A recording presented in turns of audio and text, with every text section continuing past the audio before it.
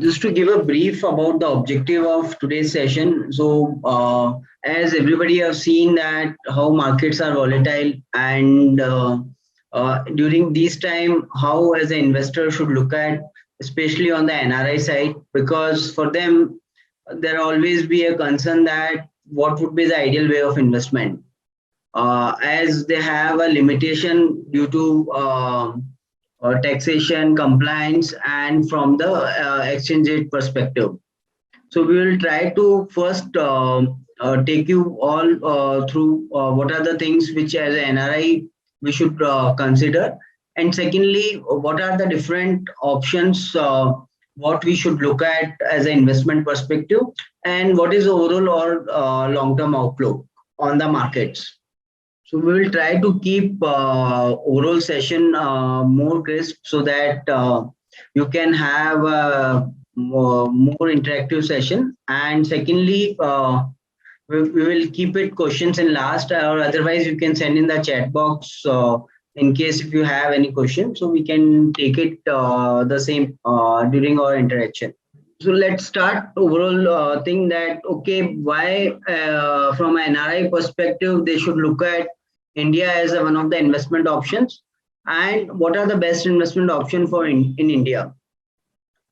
As per definition perspective for us, the most important part to understand that how someone is get treated as an NRI based on number of days being in India, and secondly based on the income level also. That is something which is an added thing in case if it's a deemed NRI. The most important part which comes that once one become an NRI, what are the things he should do it, because that this question always come up that what we should do it once we become as an NRI. So the first thing which we always suggest that to convert the existing, the first thing comes up that to convert all the existing accounts of savings to the NRE or NRO account.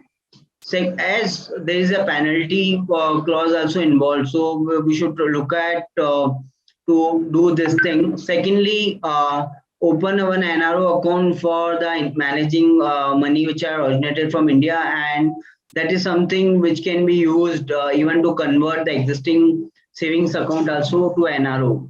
Then we have to open a new NRE account because existing account we cannot convert.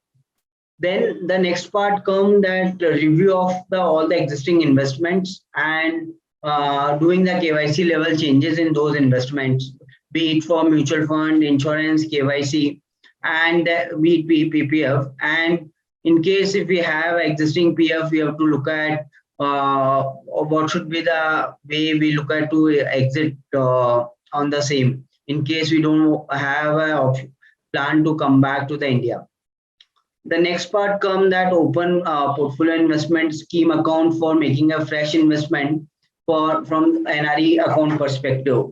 Because in case if someone is looking at investing in India, PIS account is required if he is looking at repatriable investment.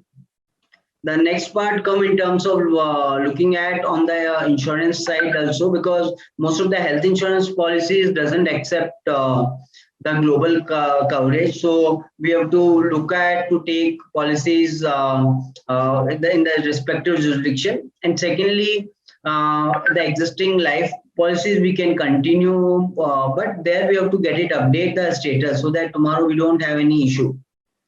And the last part comes in terms of to managing the existing investment in India, especially on the real estate side through POA, and doing it at a bank level updation in terms of the EMI and other places, so that it will not create any issue because of the status change in the account perspective.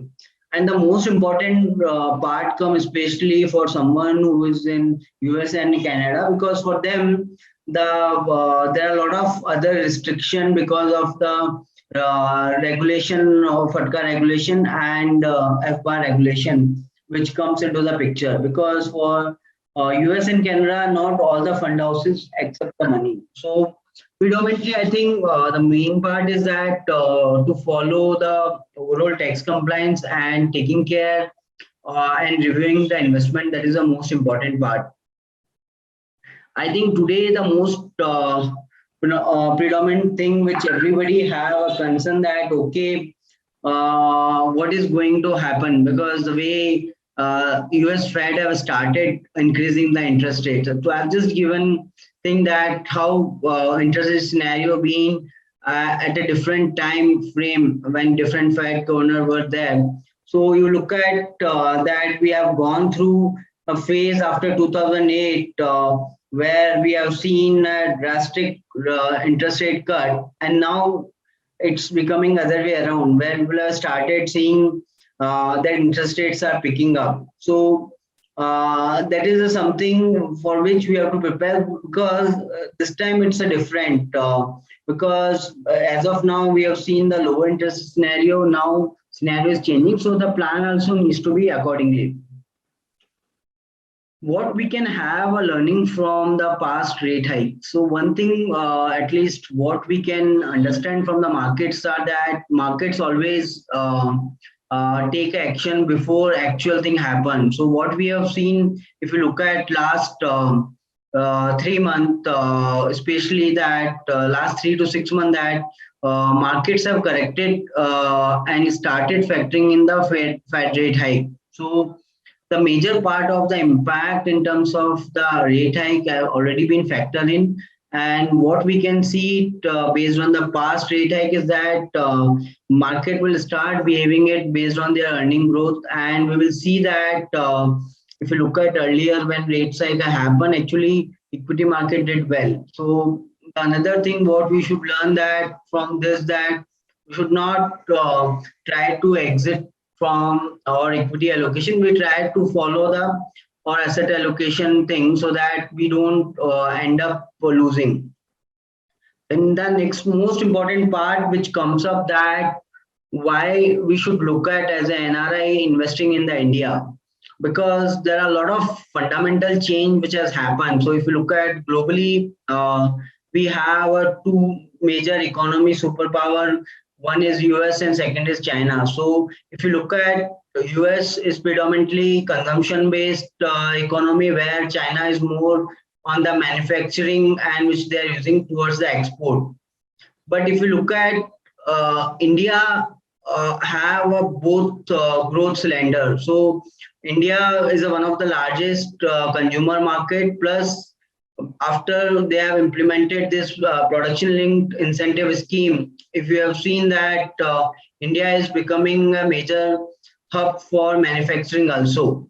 So if you look at from a long term perspective, India have a combination of both growth pillars, which is consumption and manufacturing. So that is something which will going to drive the India growth. And secondly, I think the most important part is the demographic dividend, because if you have seen all the major economy who have seen gone through the growth phase, be it Japan, US, China. So they had a period where their major part of population coming towards the working population, and India is going to be go through the same phase. Plus, because of digitalization, if you look at even people who are not skilled, they are also able to take the benefit of economic growth. So India will see the benefit of baby boomers phase, what US, China, and Japan has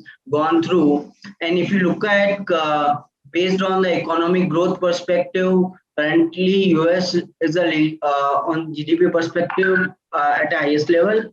We can see China will replace US in next 10 years or 10 to 11 years, and India will replace US in another 10 to 15 years time frame. So that's something which going to drive the India growth. And secondly, you can look at the different indicators how India is increasing the overall growth. So from being at 10th at a GDP level, now we are at a 6th at current level. Or GDP or FDI flow, if you look at, have increased almost 6.7%.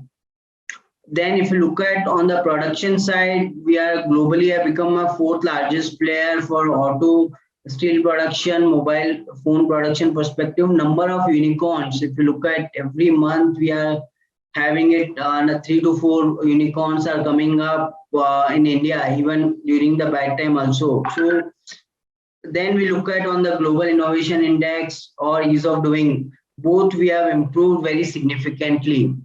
So that is something showcase that now we are in a new India which will have good forex reserve plus the base requirement for a growth perspective. So that is something can going to help the future growth.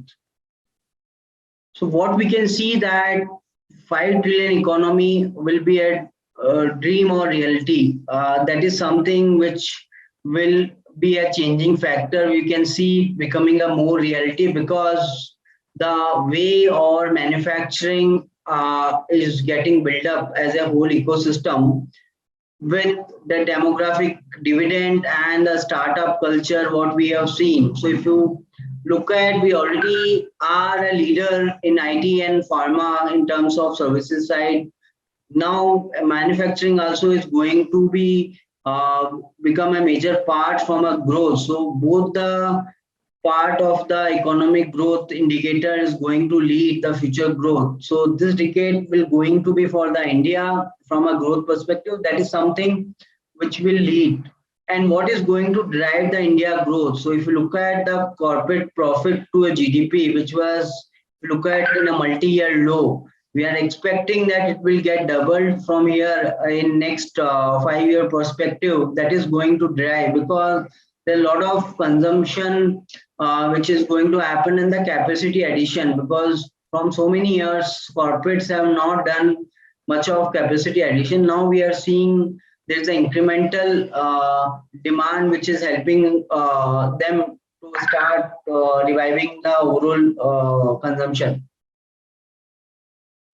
If we look at in the long term, what drives the market? Just to give a brief that why we think equity always give in a long term highest return. There is a base logic behind that. If you look at last 20 years index level growth. So so always we have a question that whenever we talk about the returns, we always have come up that okay, index will give 15% type of return. But what is the base factor why these type of returns are possible? So if you look at last 20 years, the index level, if you look at the earning growth of all the aggregate of all the companies, it has been between 14 to 15%. So if you look at technically more than any of the global factors or other things, the main part is how earnings will do. If our earnings are growing by 14 to 15% in a long term, then automatically we can expect market to do in the same way. The only difference which comes that there will be a time where earnings are not growing and markets are doing well, because markets always go in anticipation. And COVID time was the best thing to look at, because that times if you look at earnings have come down very significantly, but still market did very well because market was in anticipation that what will be the earning growth when economy will open up. So that is the reason for all the investor lesson is that we should not look at the current events and take the decision. We should look at what will be the future growth, and that is going to drive the market. And the second most important part which comes the liquidity. So if you look at from a liquidity perspective also today, India domestic flow has been a very strong. So that's one of the reason if you look at last 1 year where FIs have taken a very sharp outflow, but still Indian markets have not corrected significantly higher compared to the global market. So that also shows that the inherent strength what India market have. So what we should do it as an investor overall basis that we have to follow the asset allocation. So I think because if you look at historically also, there is no asset class which have been consistently outperforming. So it's always be a mix of thing where certain times gold will do good, debt based on the thing will do good, or similarly equity tend to do well. So what we should look at, one is that based on our goals, and secondly based on the portfolio growth, we should do a rebalancing so that we don't end up losing majorly in case of any sharp change in the market. And overall, our expectation is that when there are bad times, gold tend to do good in those times also. And this is the overall valuation on index perspective, that how markets tend to do when there is a overall valuation on a higher side. But if we look at currently, we are coming back again to our historical average valuation, and that is something showcase that how index tend to do when we are on the lower band of valuation. So one of the thing what we can see from a 3-year perspective, that we can expect 12 to 15% type of return from the market, because our valuations have come down very significantly. And this is the lesson as an investor what we have, that invest in a bad times and take the profits in a good time, so that we'll be able to get the benefit of both. I think one of the major reason why across the world people have seen a scenario of higher interest rate, what is leading that? If you look at surprisingly, US is having higher inflation than India. So if you look at in the same way, Russia, Ukraine, because of the war, and then if you look at country like European countries also, they are also into a higher inflation scenario. So if we look at on a comparatively basis, I think India is much more stable position, considering the factors which is leading for the overall inflation. I think they will cool down. So especially if you look at from a crude oil perspective, which have significantly moved up in last 1 year. I think the way war situation is now getting settled down, it should cool down. Secondly, if we look at majority of the commodity prices, so if you look at, they have already peak out, and we have seen that now they are coming back again to their long term, their average levels. So that is something I think still markets have not factored in. And the moment we start seeing it, this getting impacted, plus we have a good monsoon, so both the side I think we can see that it's going to be have a positive impact for a market perspective. So we don't expect that the higher interest rate scenario will continue for a very long period, at least from a India perspective, because there will be a phases where you will see that there are other factors which are helping us to moderate the inflation. And once inflation cools down, I think the interest rates also, I think, should consolidate. So I think after maybe a one rate hike, we can see a consolidation also from an overall rate hike perspective. And if you look at the overall perspective, that is the most important part to look at from a growth perspective. If you look at India is leading across the world, and if you look at the inflation perspective also, our numbers are not very significantly high. So that is something which is going to drive the future growth. Let's have one poll and see that everybody is talking about that, okay, rupee will continue to depreciate, and they have a concern that it may not be worth putting money into the India. So just to have a question, that what will be the next 3 years? What we can see USD to INR rate. If all of you can write in a chat, what is the rate you are expecting in next 3 year perspective? Because that is going to be one of the most important factor to look at. So Let's have a poll and see what is our overall view. I think majority of us are more bullish on dollars than rupee. I think, but that's a one lesson. I think what market tend to teach us that what happened in the past may not repeat in future at some level. So let's see what will be the end poll. So we'll wait for another minute and see what is the majority is coming up. Okay, I think 80. Oh, okay, 68% of the overall poll has come that we can see 85 level in next 3-year perspective. So I think if we look at from current level to going to the 85, that itself will be a very significantly higher. But one thing which we have to look at also that why rupee normally was depreciating compared to USD, inflation was one of the major reason where in US we have seen that inflation numbers were under control, and now things are changing.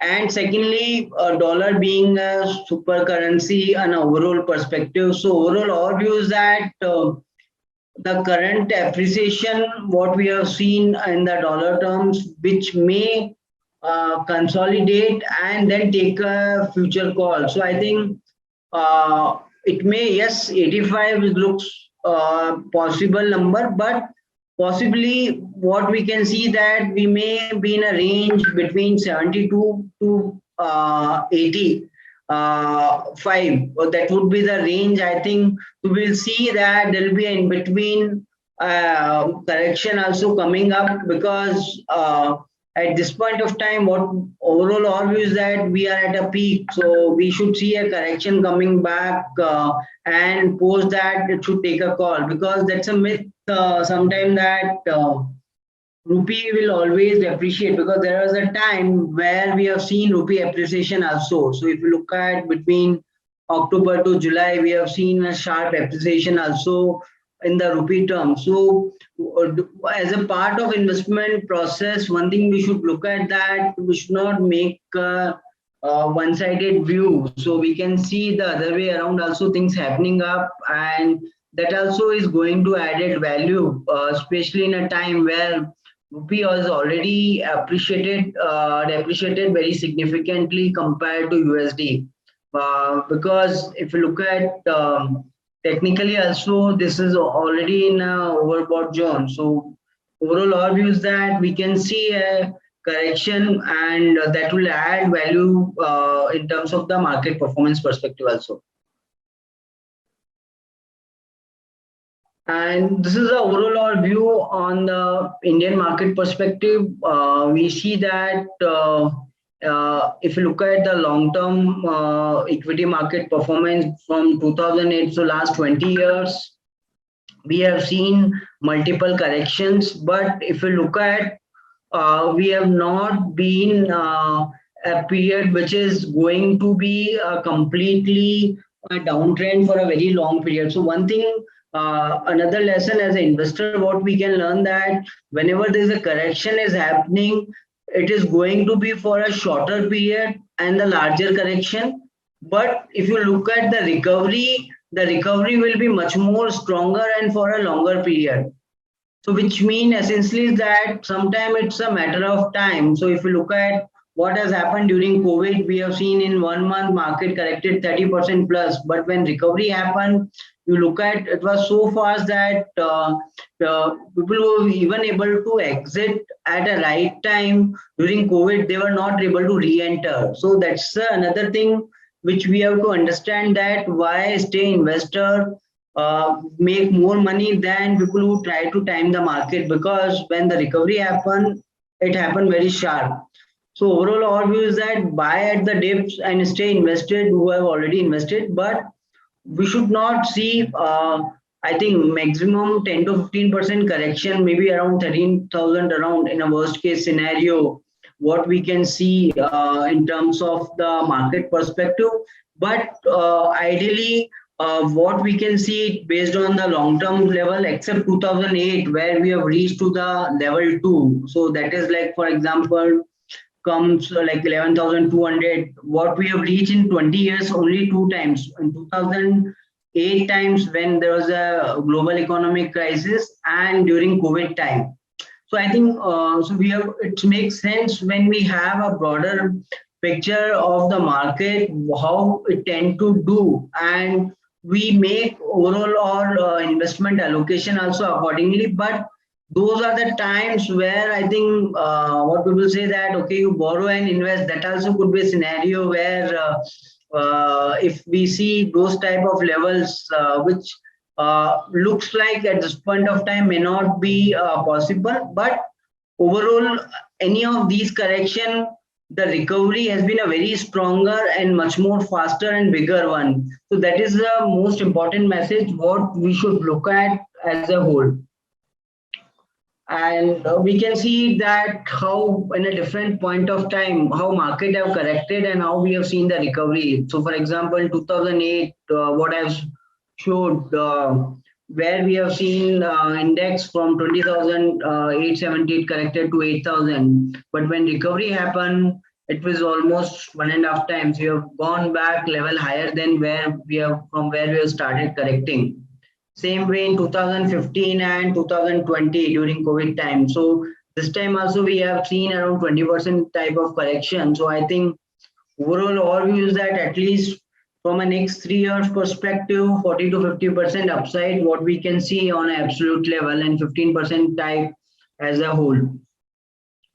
And what is driving overall our views that because with this correction, if you look at our valuations have come off very significantly when we look at from a forward perspective on the P and price to book value level perspective. So I think today we are not expensive, neither we are very cheap. So that is the most important part to look at. So this market is more buy on dips, not buy aggressively at this point of time, but any sharp correction between 10 to 15% would be ideal way to increase allocation on a significant level. Then another indicator which we call like a Buffett indicator, which talks about market cap to GDP level. So if you look at world market cap to GDP is 125%, wherein if you look at the expected 98% at India level, and the average is around 81%.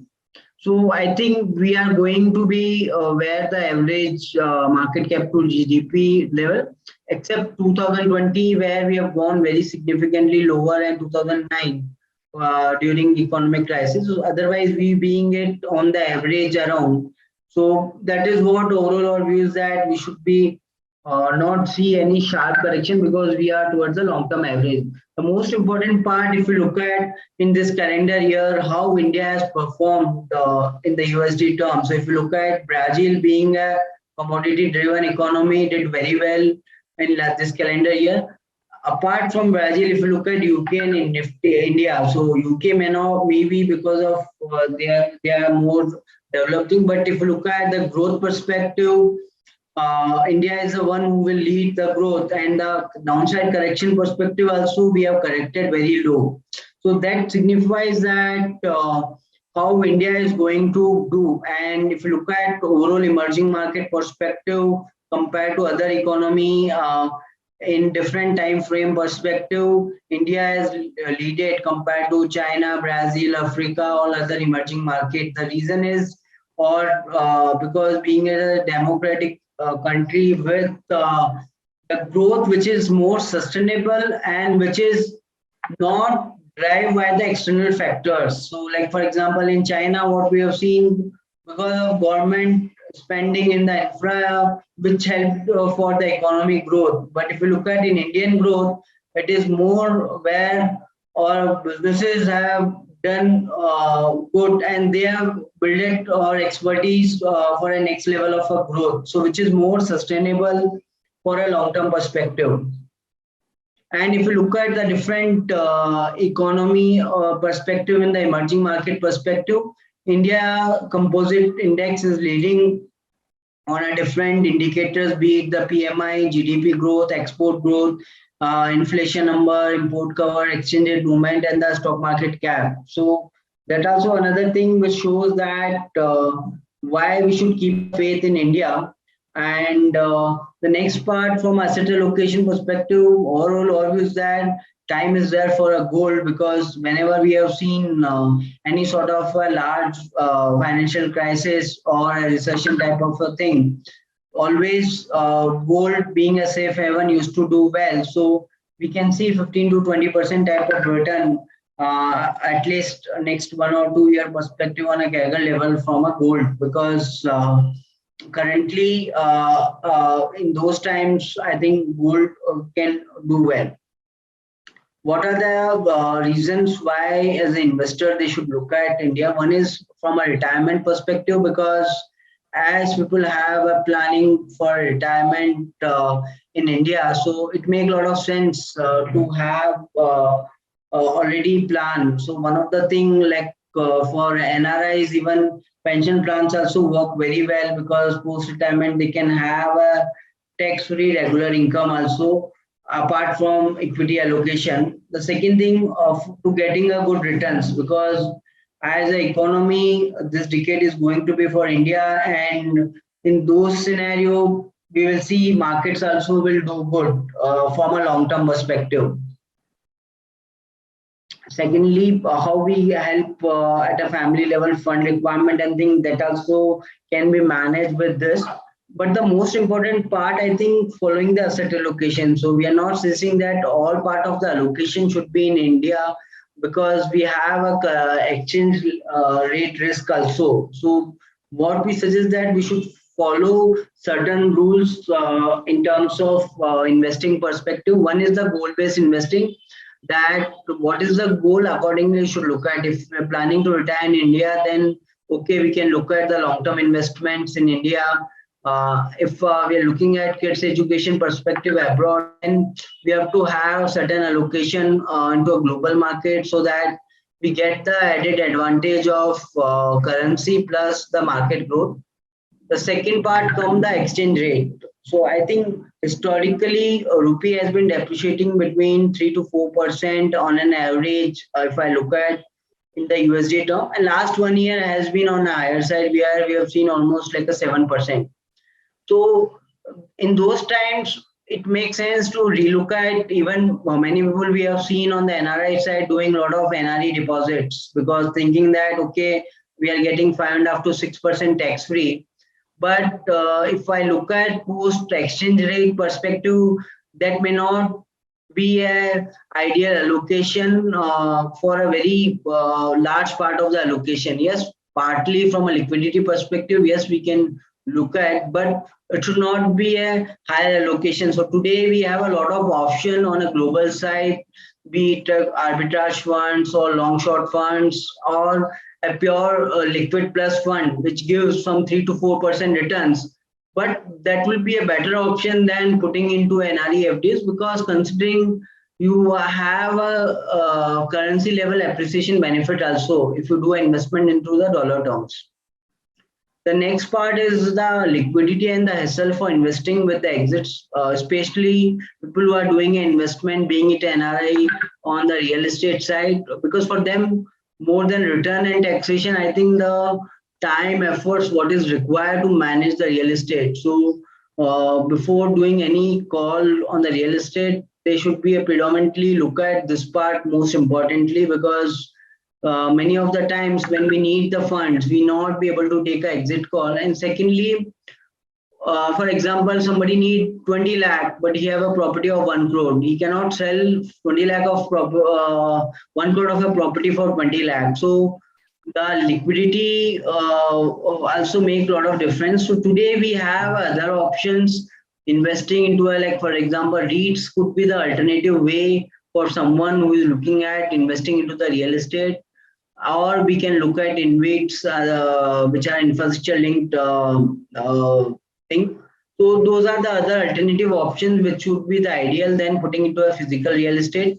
Same way for gold also, instead of physical gold, investing into a gold bond add a lot of value where you get 2.5% additional return, or we can put it into a gold ETF, so which is more liquid and it can be considered to take a call based on whenever we need the funds. The next part comes the tax efficiency, because as we are doing an investment, we have to look at the post-tax return. So we should try to avoid the investments where you end up paying higher taxes, and any investment call should be post-tax and post-exchange rate. So normally for Indian investor, we say post-tax, but for NRI, it's a post-exchange rate also. The next part comes the risk adjusted return. So that is the most important part, because sometimes we look at that, okay, mid and small cap are doing giving a higher return, but what is the risk we are taking to get those type of return? And secondly, what did well earlier may not do good in future, because most of the times what we have seen, markets work in a cycle. So if mid and small caps have did well, it may not do good in future. This, if you look at in recent past also, I think that most of the tech stocks, if you look at, will have gone over allocated, doing lump sum allocations towards the tech stocks because they did very well post COVID. But that's one mistake, that something which is doing extraordinary well and doing it at their peak, because then the time for a recovery and to make a returns, it's going to be a longer. So one of the lessons what we can learn, that either invest when they are available at their long term averages, or when they are being in their bad phase. So that is something which will help as an investor to make returns. The next part, the compliance, I think, especially NRIs who are in US and Canada, they have to have a very strict regulation. For other countries also, they should have a fair understanding of their local compliances, and accordingly, we should plan the investment allocation so that tomorrow we don't end up taking a decision just looking at whatever the impact what we see because of the taxation. Diversification and the asset allocation, don't put all eggs in the one basket. The same thing applies for investments also. So we should look at to have a fair mix of equity, debt, gold, real estate. So for someone who is looking at aggressively, maybe in a current scenario, could have 50 to 60% equity allocation, and 40 to 50% allocation towards alternative investment. And the last part come the cash flow requirement. So each investment have a different nature in terms of how it works. So for example, equity is more cycle in a nature. So in a 5 year cycle, yes, equity will do very well, but you have to have a 5 year of a view. So whenever we are looking at to doing any investment, look at the time frame for which you are doing an investment, because sometimes if we have entered in a wrong cycle, then we may end up losing even our investment itself. So for equity, typically it suggests that base minimum is 5 years. For a pure debt side, we will look at on a medium term perspective, 3 years, gold 3 to 5 years, and real estate from a 7 to 10 year perspective. What are the different investment options they can look at as an NRI perspective? One is fixed income option. We can have it into NRE, FDs, NPS, but NPS we don't suggest to go over allocated, because as a pension, what you get, it's a taxable, and the rates of the annuity will be decided at the time of retirement. Third option, fixed income side come the pension plans, which gives the post-retirement guaranteed income, and which is tax-free. It makes a lot of sense for someone who is looking at as a safety, as a small allocation they can look at. Real estate perspective, REIT add a lot of value of someone who is looking at the regular income perspective, because on an average, REITs are giving currently 5.5% dividend, plus we can see some 5 to 7% overall growth. So some 10 to 12% return we can expect from the REITs. Then government securities and bonds. So typically not all the government securities are allowed to invest for the NRIs. So mostly whenever they issue new government securities, we can look at as the alternative option. And we are going to have a very good time now because we are into a higher interest rate scenario. So we should lock our money before interest rates started correcting. So overall, our view is that when we see around 9% type of interest rate, that would be ideal for someone to look at putting it money into a government bond so that they can lock their returns. Because in a debt side, interest rate cycle play a very major role to take a call. The most convenient way of investing, I think, is the mutual funds, and that is something which we have seen is more flexible, provide liquidity with good returns. Then looking at direct equity, buying a stocks, making a basket of stocks. The next step come the PMS, where we take a help of the fund manager who help to managing the funds. There the minimum is 50 lakh what is required to invest. So that is something can work well for someone who have a higher corpus to give it to the professional to manage and focus more on their overall goals. AIF, where the minimum ticket size is 1 crore, and in AIF we can have options which are more risk adjusted, private equity, hedge funds, and all others come as a part of this. The last option could be the physical real estate. So for NRI perspective, one of the things which requires to have a PIS account to invest into the stocks.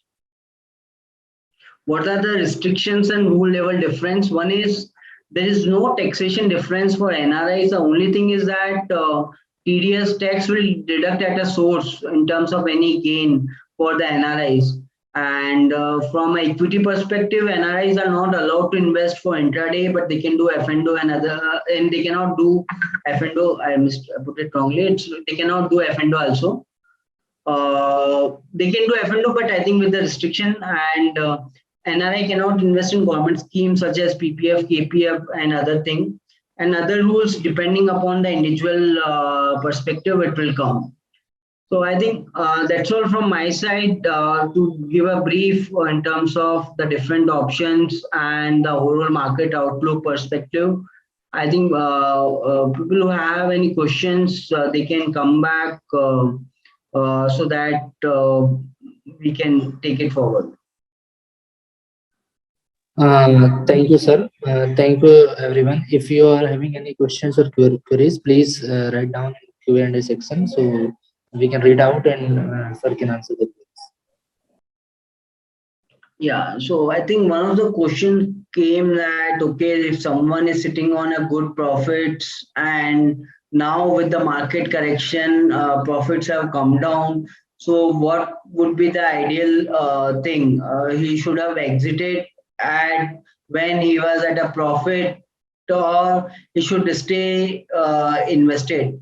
I think for that, the most important part comes on the looking at the market valuation, so that as we see that if market valuation on the higher side, so maybe partially profit booking make a sense to look at to do it. And secondly, uh, what is the overall objective for which we have done the investment? So if our goals are not nearby, then I think we can again see similar type of returns coming up. So whatever the current allocation is there, we can continue to hold. But so that is the one thing which I think as an investor, what we should look at that based on the market valuation. So typically, when we are between 28 to 30 type of index valuation on a price to earning, those are times, or when market cap to GDP is on a higher side,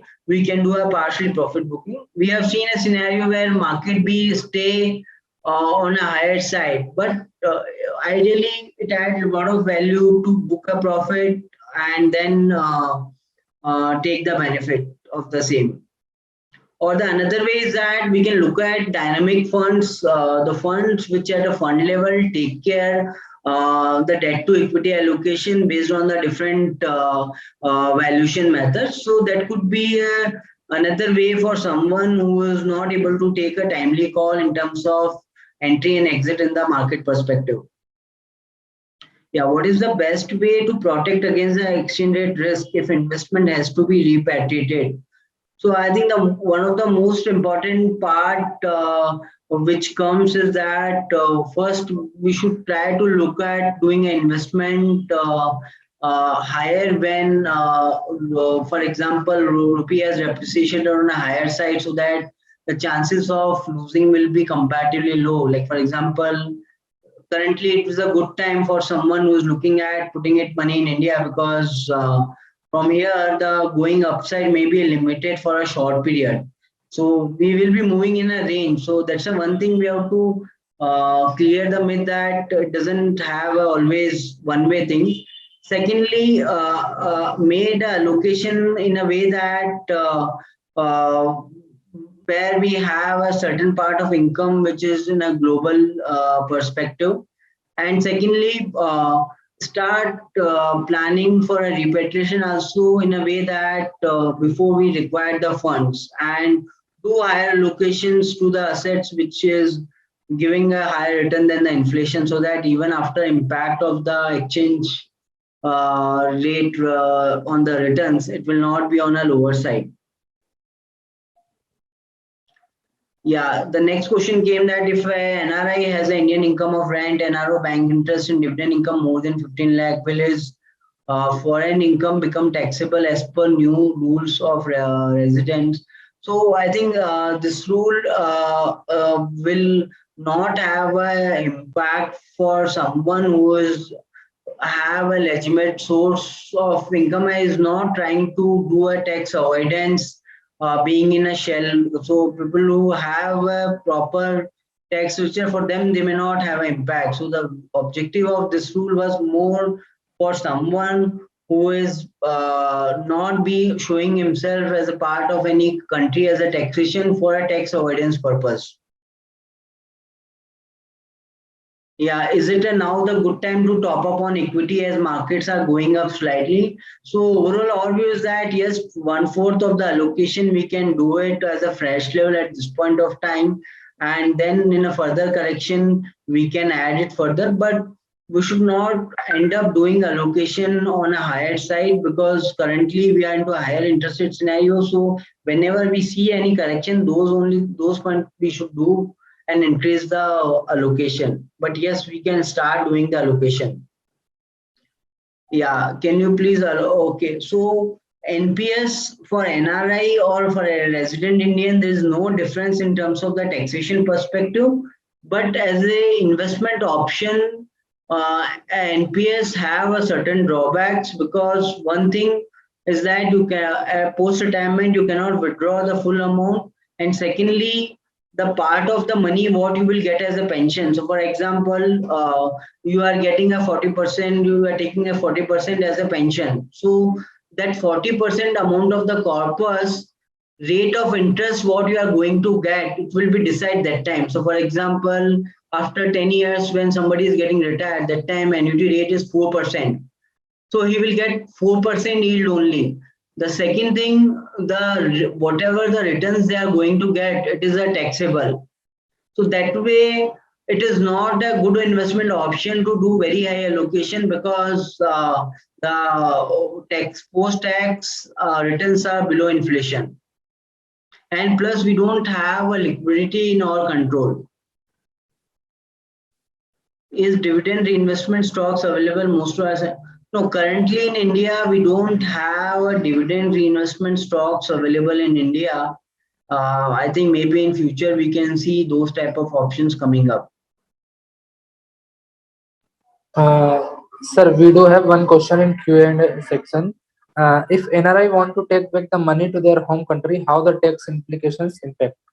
Yeah, see, there is no difference in terms of the tax implication perspective when somebody is taking out, because tax are taken care at source. So, for example, if somebody is doing a allocation to the equity investment, if he is taking out after 1 year, above 1 lakh of a gain, there is a 10% tax liability. And before 1 year, if he's taking out, there's a 15% tax on the gain. Same way, if somebody is doing a allocation towards the debt fund, so there up to 3 years as per his income in India, it will be considered thing, but they deduct on the higher side and you can get a refund. And after 3 years, 20% with the indexation. So there is no implication if additionally in terms of when somebody is taking out money out of India. Only thing, there are restriction in terms of the limit perspective. If it's through NRE account, there is no limit and there is no impact. So typically, what we suggest that depending upon the fund requirements, we should plan our allocation. So investments which is required to be from an India perspective, we can look at in NRO and we can look at others thing which is repatriable in NRE. Yeah, so next question came on the will government tax, NRE tax, bank deposit interest in future.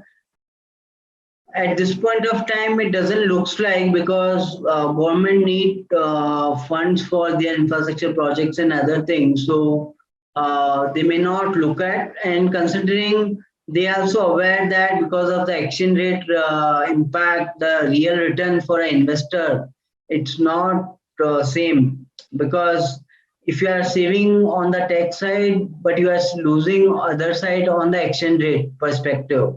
So that way, to be competitive, we don't think so they will make it taxable. But what we can expect, that they can create a threshold limit that, okay, above that gain, it may be a taxable, so that they may not have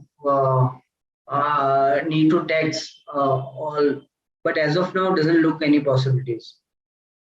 Okay, thank you all for your time. In case if you have any questions in future, also you can write a mail back to us or call us. We'll be happy to share answer on the same. Thank you all.